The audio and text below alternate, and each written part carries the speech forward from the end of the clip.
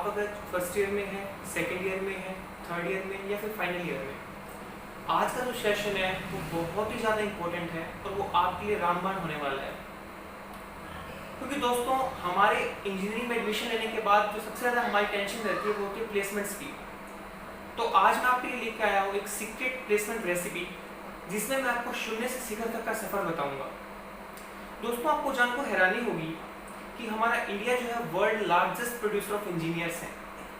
हर साल इंडिया में more than 1.5 million engineers pass out होते हैं, जिसमें कि 60-70% से ज़्यादा इंजीनियर्स या तो अनएम्प्लॉयड रहते हैं या अंडर एम्प्लॉयड रहते हैं।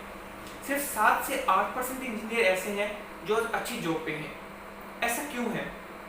आपने देखा होगा कि जब हम जेईई मेंस की कोचिंग लेने वाले बच्चों की काउंट करते हैं तो वो बहुत ज़्यादा होती है, इनफैक्ट वो बढ़ती जा रही है। लेकिन हम इंजीनियर्स की बात करते हैं तो वो घटते जा रहे हैं। बच्चे एक मजाक बना रहे हैं इंजीनियरिंग प्रोफेशन का। ऐसा क्यों? वो ऐसा इसलिए कि अगर किसी का भाई टायर 1 में एडमिशन हो जाता है, कोई आईआईटीज, एनआईटीज, बीट्स, थापर मिल जाता है तो वो इंजीनियर परस्यू करता है। अदरवाइज वो सोचते हैं इंजीनियरिंग में रखा ही क्या है, टायर 2 में, टायर 3 कॉलेजेस में कंपनी आती नहीं तो प्लेसमेंट कैसे होगी? तो भाई मेरे आप गलत हो। मैं यहाँ पे कोई सुपरफिशियल लेवल बातें करने के लिए नहीं आया हूँ कि आप वो पढ़ लीजिए, ये प्रोग्रामिंग सीख लीजिए, आपका ऐसे प्लेसमेंट हो जाएगा, आप वहाँ पे इंटर्नशिप कर लीजिए, ये बुक्स ले आइए। ऐसा कुछ मैं नहीं करने आया। मैं खुद एक सीएस इंजीनियर हूँ, कंप्यूटर साइंस से गोल्ड मेडलिस्ट हूँ, 84% मेरी बीटेक में डिग्री है। तो यार मैं आपको सिर्फ वो ग्राउंड लेवल की बातें बताने जा रहा हूँ कि मैंने ऐसा क्या किया था कि मैं हर उस कंपनी का इंटरव्यू क्रैक कर पाया जो मेरे कॉलेज में आई थी। यार देखो, टेक्निकल स्टफ की मैं बात करता हूँ तो मैं कोई बहुत ज़्यादा वैसा बंदा नहीं था कि जो हर टाइम हॉस्टल में कोडिंग करता रहता था।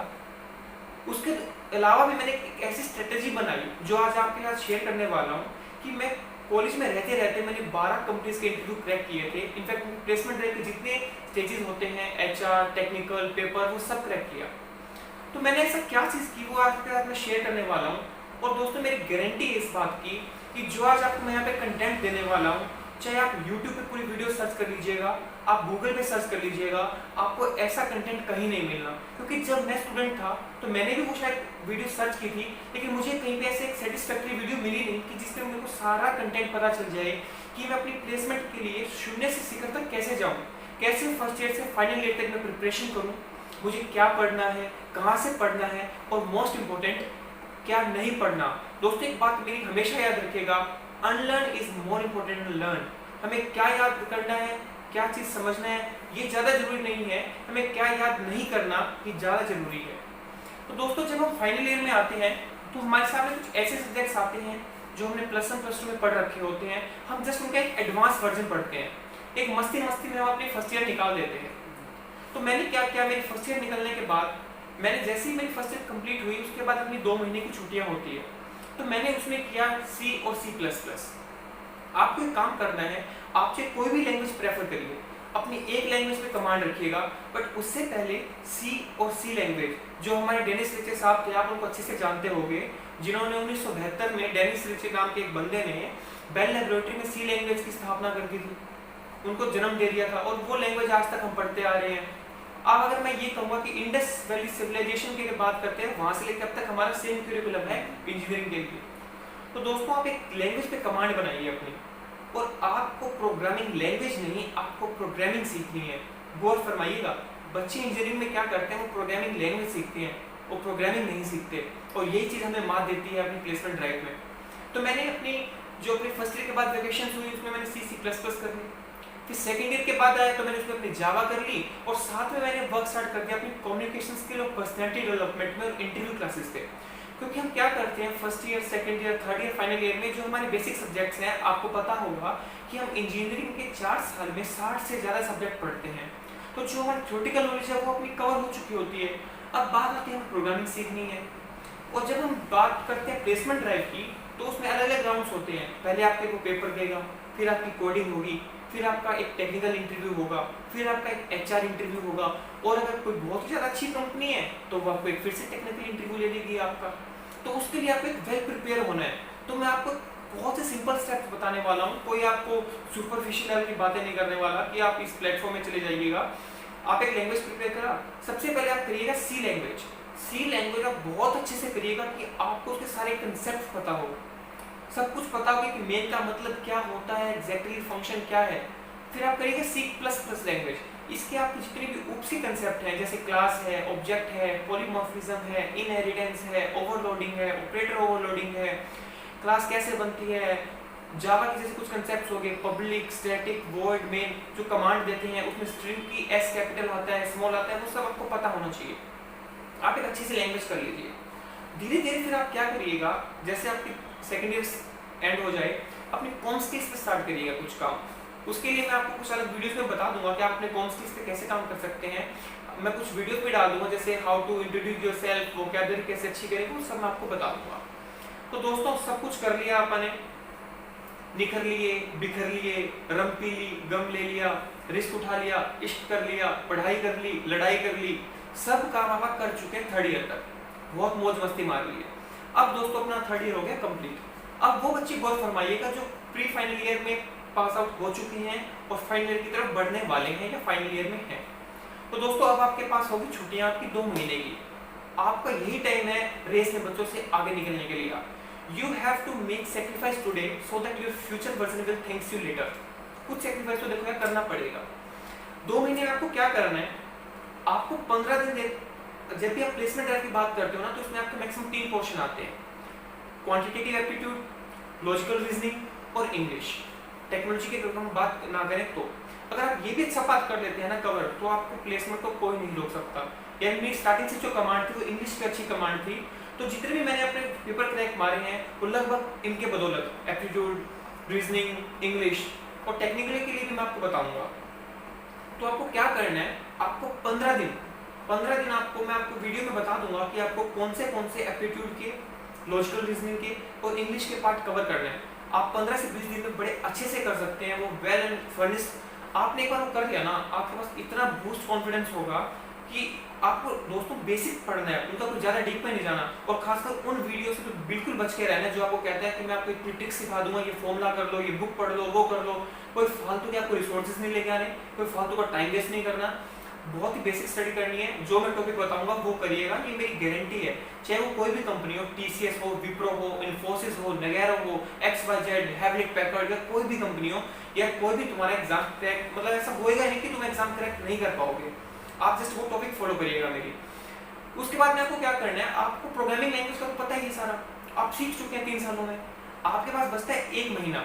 1 महीने में आप उसकी प्रोग्रामिंग लैंग्वेज को नहीं सीखना, आपको प्रोग्रामिंग को सीखिए, उसके डीप कंसेप्ट्स को जानिए। आप जैसे हैकर अर्थ है, हैकर अंक है, कोड शेफ है, इन पे प्रैक्टिस करिए, अपनी कमांड बनाइए। और जब आप हैकर अर्थ पे काम करके ना किसी प्लेसमेंट ड्राइव के एग्जाम में बैठोगे तो आपको लिखेगा यार ये सब कुछ तो मेरे को आता ही है ऑलरेडी। फिर आपकी दोस्तों छुट्टियां होगी खत्म। अब आप आओगे फाइनल ईयर में।